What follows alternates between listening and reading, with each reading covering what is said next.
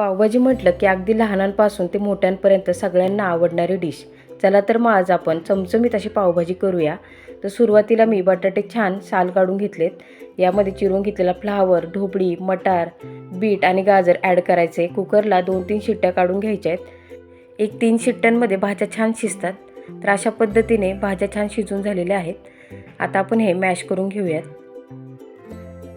अगदी छान बारीक असं मॅश करून घ्यायचं आहे.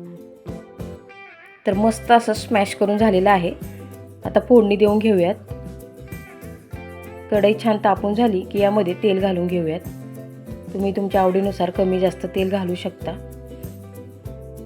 तेल छान तापलं की यामध्ये मी बटर घातलं आहे. बटरची एक क्यूब घातली आहे. बारीक चिरून घेतलेला भरपूर सारा कांदा. कांदा छान 2 ते 3 मिनिट ब्राऊन रंग येईपर्यंत परतून घ्यायचा आहे.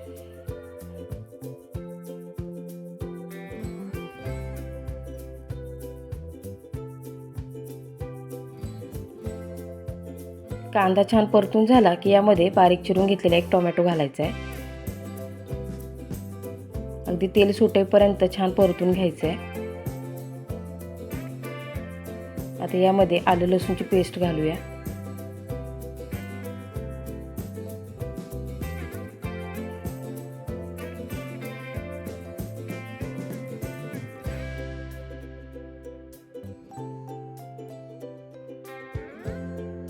आता हे स्मॅशरच्या साहाय्याने परत एकदा छान स्मॅश करून घेऊया, जेणेकरून पावभाजीत कांदा आणि टोमॅटो छान मिळून येईल.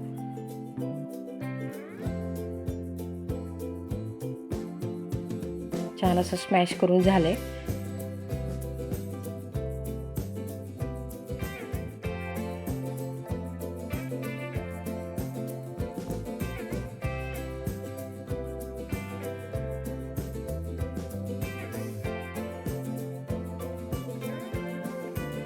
कांदा टोमॅटोला छान असं तेल सुटलंय. आता यामध्ये मसाले घालून घेऊयात. सुरुवातीला 1 चमचाभर हळद घातली आहे, पावभाजी मसाला आणि लाल मिरची पावडर. मिरची पावडर तुम्हाला जितकी तिखट हवी तशी घालू शकता. 1 मिनिटभर मसाले घातल्यावर छान परतून घेऊयात. आता पुन्हा एकदा स्मॅशरच्या साहाय्याने हे स्मॅश करून घेऊ, जेणेकरून मसाले छान पावभाजीत मिळून येतील.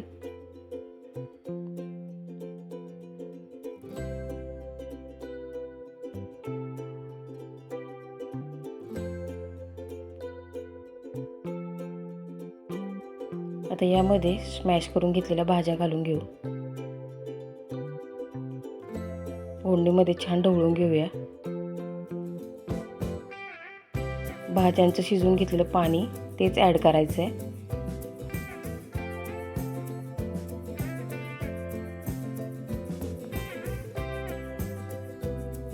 छान ढवळून झालं की यामध्ये बारीक चिरून घेतलेली कोथिंबीर घालून घेऊया.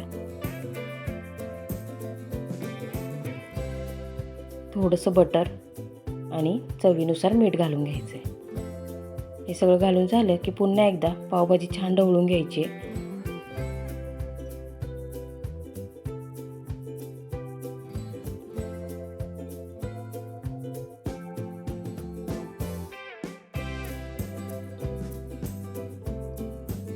पावभाजी अगदी घट्ट वाटते, त्यामुळे थोडंसं अजून पाणी घालून घेऊया.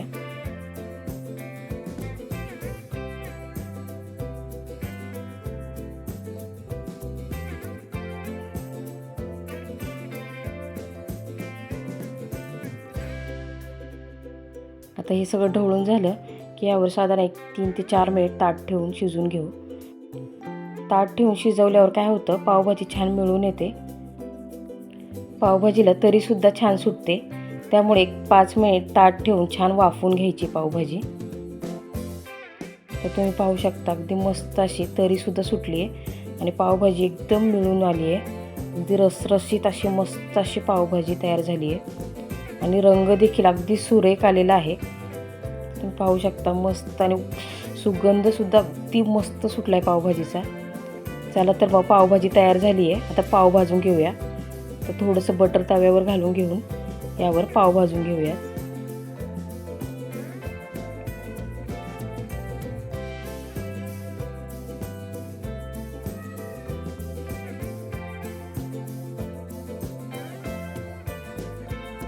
पाव छान भाजून झालेले आहेत.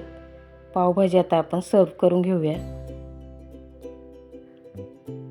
तर तुम्ही पाहू शकता अगदी गरमागरम रसरशीत आणि सुरेख रंग आलेली अगदी हॉटेल स्टाईल अशी पावभाजी तयार झालेली आहे. तर ही रेसिपी तुम्हाला कशी वाटली हे कमेंट बॉक्समध्ये नक्की सांगा. भेटूयात पुन्हा एकदा अशीच एक नवीन रेसिपी घेऊन. तोपर्यंत धन्यवाद.